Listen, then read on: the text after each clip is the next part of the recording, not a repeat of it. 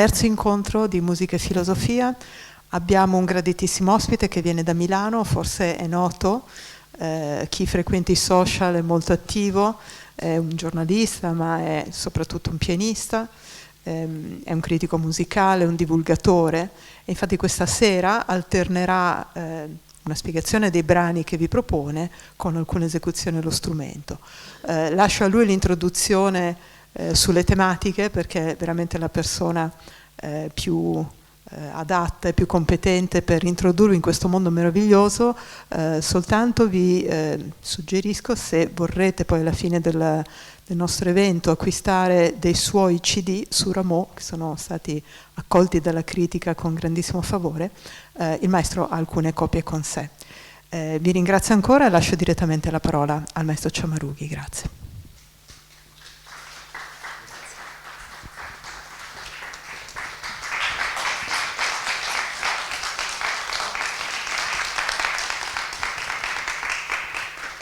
Buonasera a tutti, mi sentite un po' giù di voce perché sono raffreddato, ma spero di riuscire comunque a raccontarvi al meglio possibile questa mia immensa passione per il barocco francese, in particolare per due compositori che vedete in programma, Jean-Philippe Rameau e François Couperin, oltre a un terzo meno conosciuto in Italia, Pancras Royer, di cui eseguirò un solo brano ma molto significativo.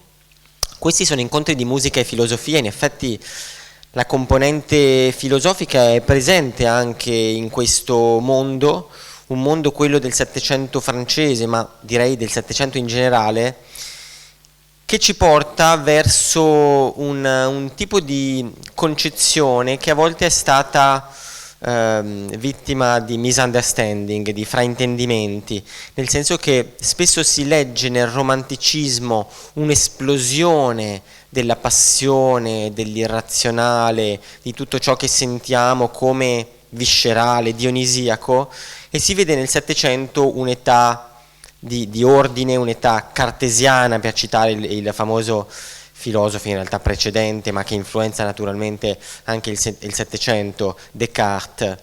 Naturalmente chi conosce il Settecento sa che non è così e che il Settecento è un'opera, è un secolo in cui la passione è ovunque e in cui addirittura la componente fisica, sensoriale, sensibile della passione è più forte in un certo senso che nell'Ottocento. Ovviamente sto un po' semplificando, ma qui siamo nella città di Vivaldi e tutti sappiamo quale tipo di sensazioni, di senso di metamorfosi, di languore, di sensualità la musica di Vivaldi porta con sé. E questo naturalmente è vero anche per altri ambiti del barocco, in particolare per il barocco francese, che rispetto a quello italiano si esprime forse in una maniera meno diretta, meno per esempio attraverso il languore melodico, attraverso la curva magnifica del melos che troviamo nella musica di Corelli, di Vivaldi naturalmente, ma anche di autori cosiddetti minori, oggi ampiamente riscoperti, per esempio Galuppi a Venezia, e più invece nell'attenzione all'armonia. Queste forse sono le due componenti che ci portano a una sorta di biforcazione, che fu poi quella della famosa querelle des bouffons, la querelle dei buffoni. Chi erano i buffoni? Erano i musicisti italiani itineranti che facevano opera buffa in Francia e che ebbero tantissimo successo proprio intorno alla metà del Settecento. Siamo nel 1752 ed esplode questa querelle che vede antagoniste due figure in particolare, il filosofo e musicista Jean-Jacques Rousseau, che sostiene la preminenza della melodia italiana e quindi dice che la musica si fonda sulla melodia, su tutto ciò che è melodia, melos e anche una certa facilità, riconoscibilità all'ascolto. Mentre Rameau, Jean-Philippe Rameau, fa parte della fazione opposta, quella che sostiene che la musica ha le sue origini nell'armonia. In effetti Rameau è il primo a teorizzare nel 1722 con un trattato d'armonia geniale l'armonia tonale per come la conosciamo oggi. Questo trattato del 22 è un trattato fondativo in cui per la prima volta si descrivono in base ai cosiddetti suoni armonici le leggi fisiche della musica. Certo, come alcuni fisici diranno poi, Rameau farà qualche piccolo errore, però nella sostanza le sue ricerche, che erano ricerche quasi di stampo pitagorico, per anni e anni fu veramente un fisico del suono, si mise a sezionare uno strumento chiamato monocordo alla ricerca delle leggi scientifiche e in gran parte ci riuscì e definì appunto quelle che sono le leggi dell'armonia tonale per come le conosciamo oggi. Quindi come sentirete, in effetti questa musica è una musica che esplora l'armonia in mille modi possibili e a volte anche attraverso modulazioni cosiddette enarmoniche, modulazioni che, ci dice lo stesso Rameau, non voglio essere troppo tecnico ma voglio farvi subito un esempio da un brano intitolato La Triomphante. Queste modulazioni erano modulazioni che in pochissimo tempo facevano andare il discorso musicale da un punto a un punto lontanissimo, le cosiddette modulazioni a toni lontani. Vi faccio subito un esempio in questo passaggio dalla Triomphante, che è una delle pièce che suonerò stasera. Sentite l'armonia di questo passaggio.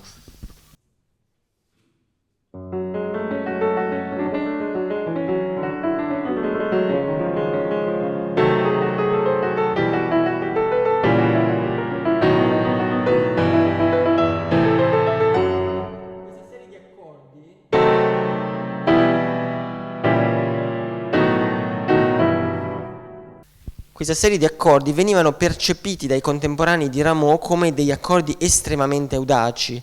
Rameau riempie le sue opere di queste concatenazioni così strane, così bizzarre, che anche a noi oggi suonano audaci, al punto che i cantanti si lamentavano perché ritenevano difficile imparare le sue musiche. E questo fu anche un po' la ragione, questa fu la ragione del successo un po' tardivo di Rameau, perché i contemporanei ci misero un po' a capire questa musica che consideravano troppo moderna, troppo audace e troppo slegata dalla facilità della melodia. Un caso un po' diverso è quello di François Couperin, di cui suonerò 3 brani, perché Couperin è anch'egli profetico per certi versi, ma per altri versi più semplice di Rameau. Potremmo definirlo quasi un pre-minimalista, naturalmente non ha nulla a che vedere con Philip Glass o con altre figure, Steve Reich, che noi definiamo minimalisti, però nella sua musica ci sono spesso queste iterazioni ipnotiche, quasi degli stati di trance, e in particolare il famosissimo brano Les Barricades Mystérieuses, che ripete un modulo in maniera continua e ipnotica. Couperin è un compositore più incline all'intimismo, i suoi ordre sono veramente una sorta di diario intimo in cui abbiamo dei titoli spesso bizzarri, come nel caso appunto di uno dei titoli che suonerò, Le Barricades Mystérieuses, di cui vi racconterò qualcosa dopo. Sicuramente fra questi due autori c'è una certa differenza, nel senso che Rameau diventa a poco l'autore del teatro, dello stupore, anche dei grandi effetti drammatici, della varietas, mentre in Couperin, come dicevo, abbiamo più un diario intimo, una sorta di introspezione maggiore, ma con alcuni momenti anche invece molto gioviali. Oggi io suonerò i brani forse più misteriosi, più introspettivi, che si adattano anche un po' a questa giornata di nebbia un po' autunnale, e vi dirò qualcosa di questi brani poi.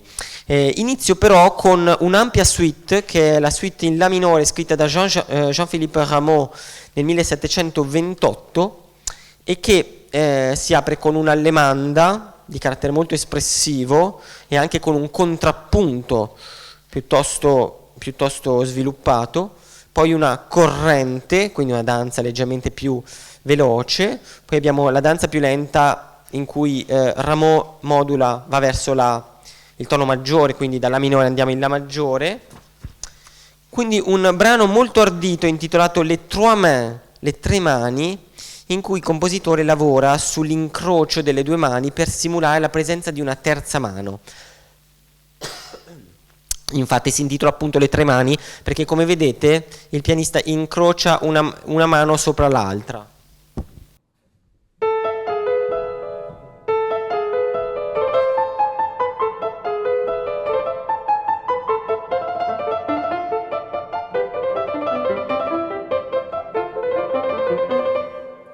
questo effetto un po' illusionistico. Sono brani spesso più facili in realtà da eseguire al clavicembalo perché ha una tastiera più leggera e permette con le due tastiere di fare alcuni effetti, per esempio di suoni ribattuti con maggiore facilità.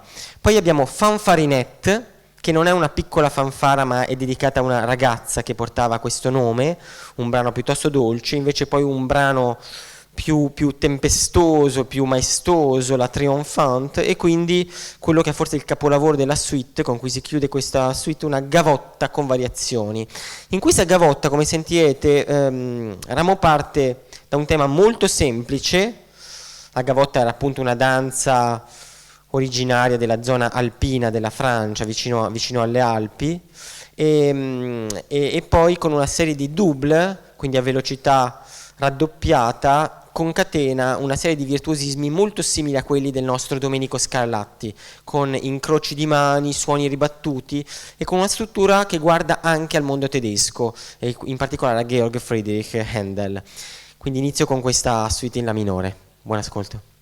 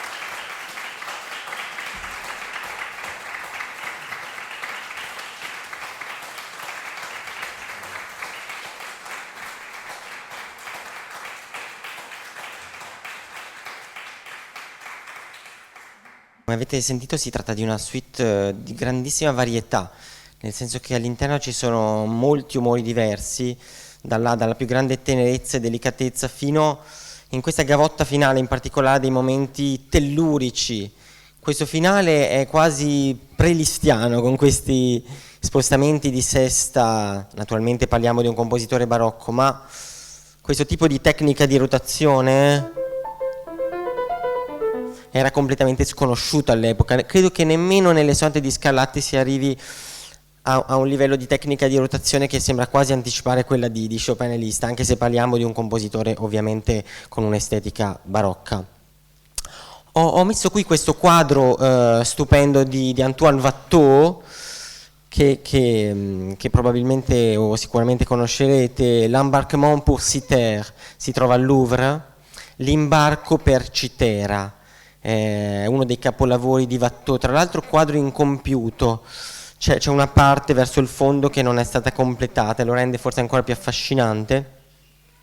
È un quadro in cui vediamo questa tecnica anche molto particolare, quasi dello sfumato. Non vorrei dire che si tratta di preimpressionismo, ma rispetto ad altri quadri dell'epoca, per esempio l'Altalena di Fragonard, molto più dettagliati, qui abbiamo delle macchie di colore che fanno di questo quadro qualcosa di veramente particolare e presente naturalmente un po' in tutta l'estetica di Watteau, che è un'estetica a volte sfuggente. Non so se avete in mente per esempio quelle feste galanti in cui vediamo quegli arlecchini in queste radure, in cui si tratta spesso di tematica amorosa.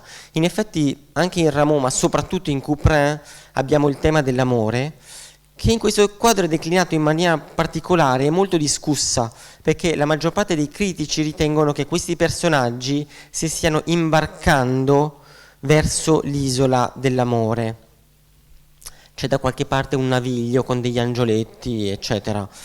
C'è però un dettaglio del quadro, questo dettaglio del quadro, che fa vedere questa donna che si volta indietro, e alcuni critici hanno ritenuto che questa figura sia particolarmente importante perché rappresentante di una sorta di nostalgia verso l'isola che in realtà i personaggi starebbero lasciando.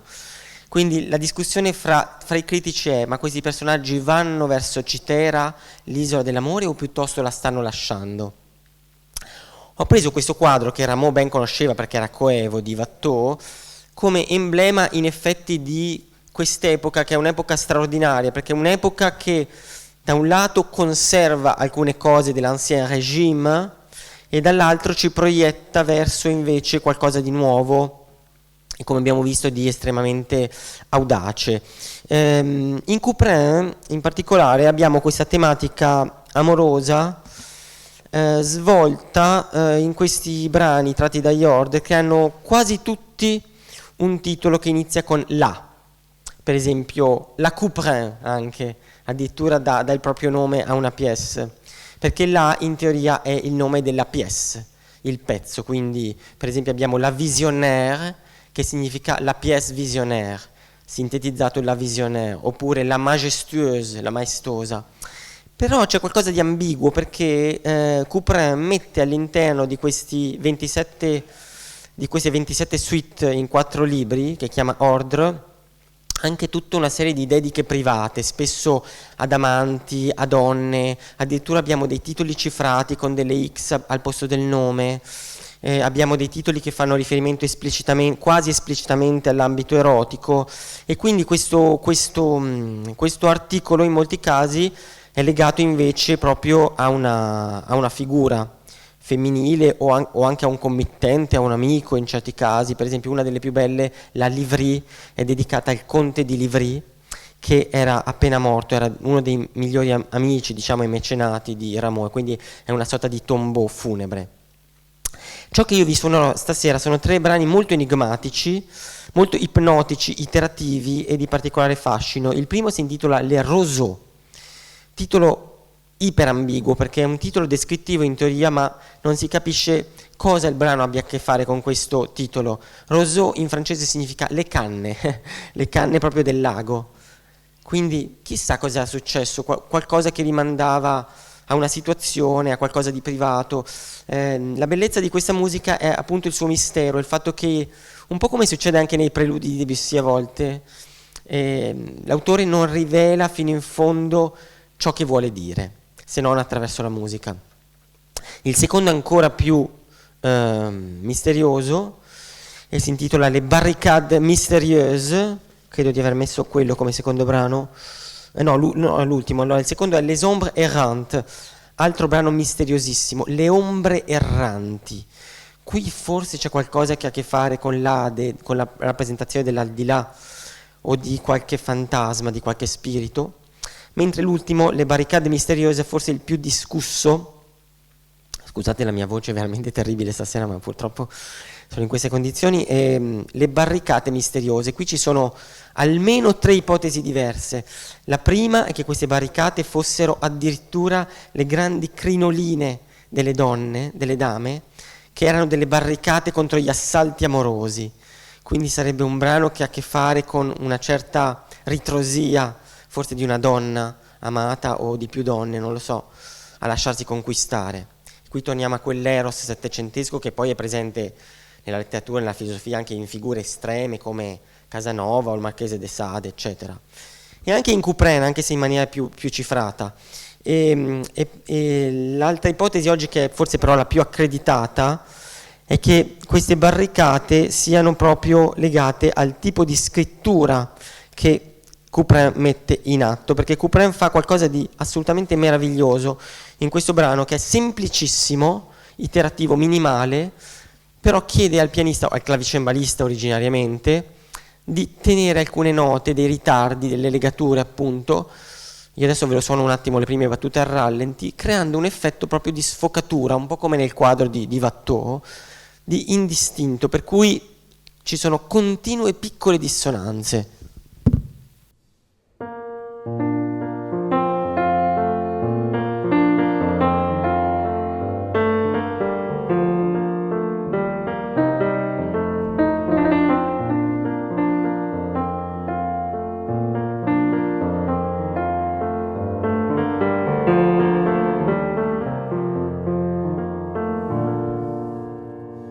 Il brano in realtà è indicato vivement, però è interessante suonarlo lento perché dà quest'idea di queste piccole dissonanze che rendono questa musica così affascinante.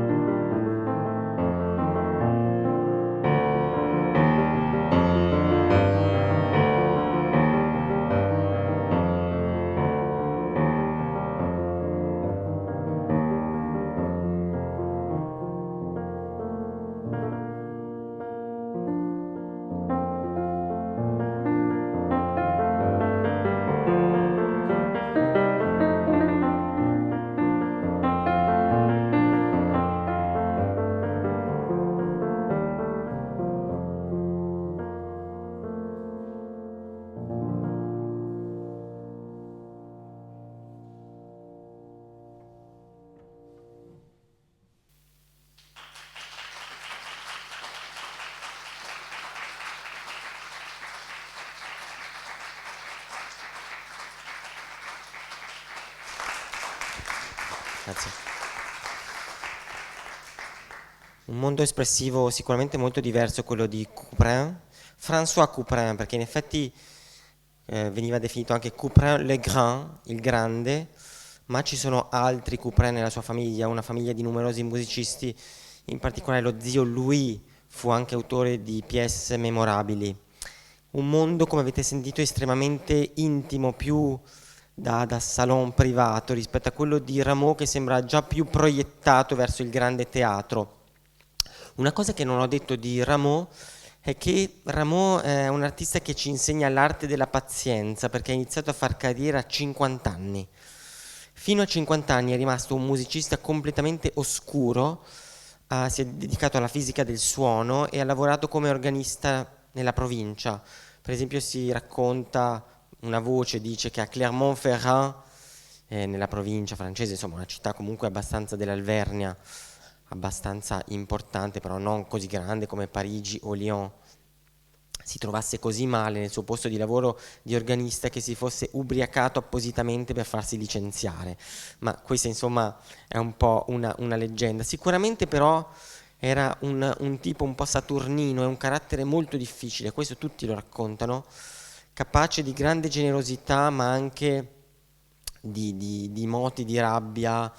Era estremamente facile, diciamo, a innervosirsi e anche piuttosto tirchio pare con i suoi librettisti, tanto che fece fatica a un certo punto a trovare dei buoni librettisti, e forse questo ha portato a far sì che le sue tragédie lyrique o opera ballet hanno magari a volte dei libretti che sono un po' più deboli rispetto a quella che è la musica. Per esempio l'altro giorno ero alla Scala e pensavo che il Teatro alla Scala non ha mai messo in scena un'opera di Rameau. Incredibile, se ci pensiamo. Hanno messo in scena cose di Vinci o di Georg Friedrich Händel naturalmente, ma mai di Rameau, che invece è il più grande compositore del Settecento francese. Ma questo vale in generale per l'Italia, che a Rameau ha dato un po' poco spazio. Torno a qualche immagine prima dei prossimi brani. Dunque, qua devo fare ESC.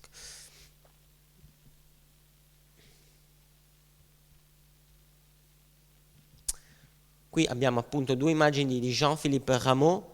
Qui lo vediamo un po' più giovane con il violino, perché fu anche violinista nella fase di gioventù, in particolare violinista itinerante un po' in tutta la Francia, e come vi dicevo la sua carriera decollò soltanto a 50 anni con l'opera Hippolyte et Aricie, della quale il grande, insomma, importante compositore per l'epoca, André Campra, disse: in quest'opera c'è abbastanza musica da farne 10, cioè da fare 10 opere. Dice: quest'uomo ci eclisserà tutti. In effetti dai 50 anni fino alla morte, è morto a un'età considerevole per l'epoca, perché era nato nel 1683, è morto nel 1764, quindi ha vissuto molto più di 70 anni, che per l'epoca era non poco.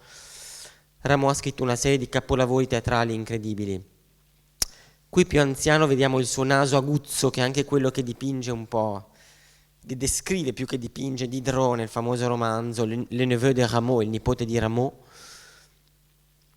E poi invece Couperin, che ha un viso un po' più, forse più dolce, e anche più secondo me consono alla sua musica, più aguzzo Rameau, è più teatrale, più spigoloso a volte anche, invece Couperin è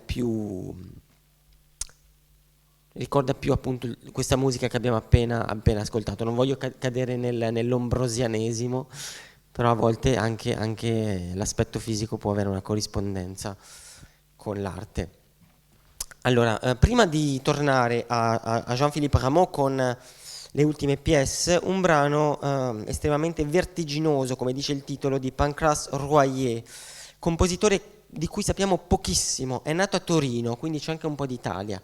Ha vissuto la prima fase della sua vita a Torino, ma il padre era francese, il padre era un militare che però l'ha diseredato, non sappiamo esattamente perché, e Pancras Royer, che era un musicista di grande talento, ha seguito la sua vena, diciamo, di musico, e ha scritto una serie di pièce de classin veramente impressionanti, anche se oggi il suo nome è quasi totalmente oscuro al grande pubblico, se non ai cembalisti. Per per esempio Christophe Rousset o William Christie o oggi Jean Rondeau, che eseguono queste pièce vertiginose.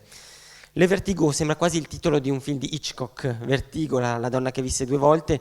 In effetti questo brano è vertiginoso per almeno 3 motivi: per questi salti che chiede al cembalista, nel mio caso il pianista, molto inusuali per l'epoca, poi per il senso di vertigine quasi nel senso medico, cioè di spaesamento dato dalle modulazioni improvvise, quasi deliranti, e per un terzo fattore che è forse questo senso rotatorio, di danza vorticosa, un po' da dervisci rotanti. Naturalmente Royer non aveva potuto vedere i dervisci, però come Rameau aveva partecipato alle grandi fiere, per esempio la Foire Saint-Germain parigine, dove aveva visto danzare dei danzatori esotici provenienti da Oriente ma anche da Occidente. Per esempio uno dei brani che vi suonerò poi, Les Sauvages, è dedicato proprio a 2 danzatori della Louisiana che Rameau aveva visto danzare, quindi erano dei capi tribù indiani. Pensate che effetto che potevano fare, erano un po' dei saltimbanchi importati diciamo come schiavi. Oggi a noi questo sembra terribile, perché naturalmente lo schiavismo, addirittura Voltaire mi pare fosse compromesso un po' con lo schiavismo, ma per la mentalità dell'epoca purtroppo era normale. Ma la cosa incredibile che fa Rameau è fare una sorta di mix culturale fra le danze di questi selvaggi d'America, selvaggi li chiamava perché erano percepiti come tali questi capitribù indiani, e la musica di Versailles, producendo una pièce con i selvaggi appunto straordinaria.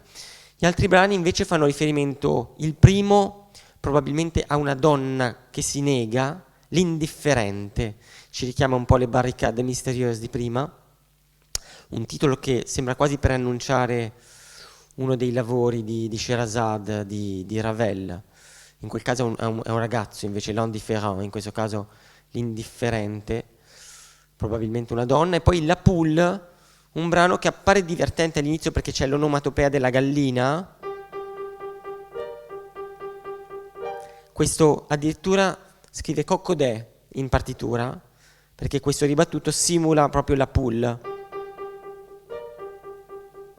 Un'onomatopea, un po' come faceva Vivaldi nelle 4 stagioni, siamo nei stessi anni, ma questa piccola onomatopea, sentirete, diventa un brano quasi tragico. Questa poule assume una dimensione quasi cosmica a un certo punto, con delle modulazioni incredibili che fanno di questo brano un brano molto visionario, partendo da una semplice onomatopea.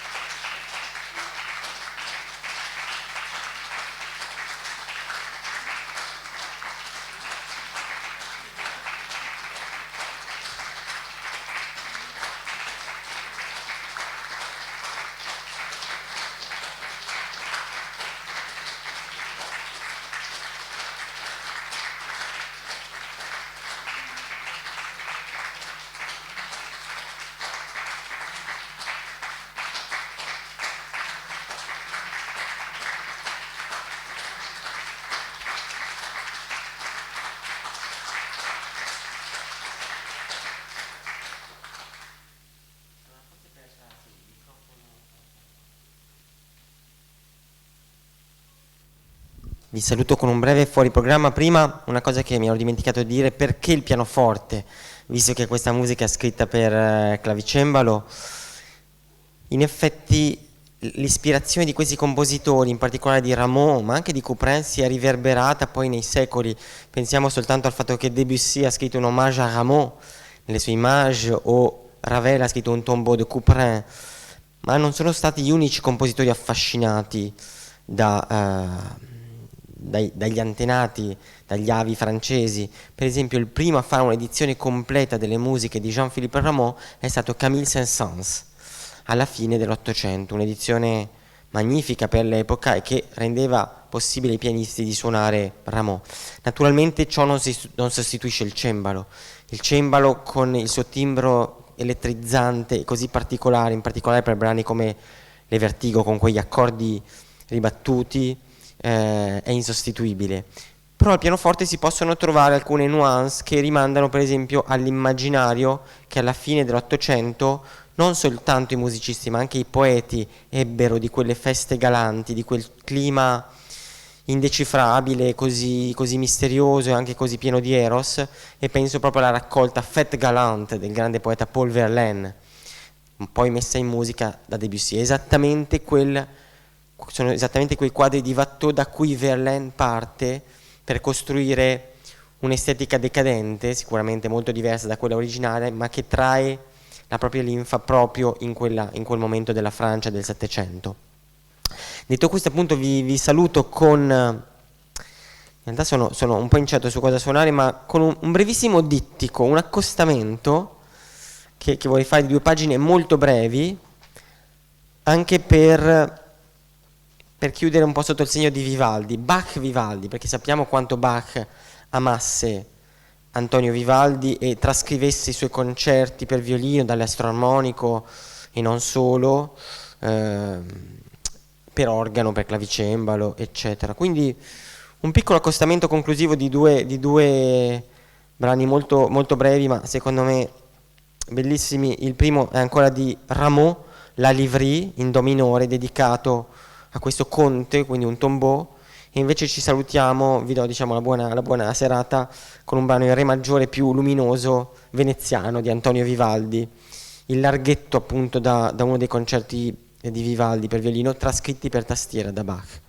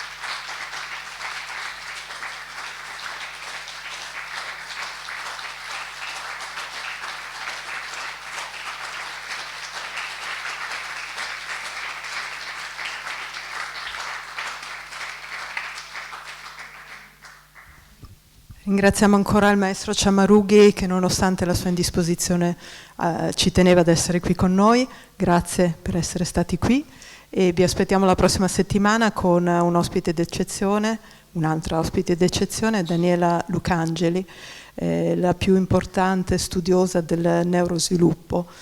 Ci parlerà delle emozioni e poi ci sarà un concerto di un bravissimo pianista russo che per la prima volta debutta a Venezia. E poi vi aspettiamo in Fenice per l'omaggio ad Alfredo Bianchini, cui tutti noi siamo legatissimi, e ci sarà una serata alle ore 20 proprio per lui. Grazie ancora.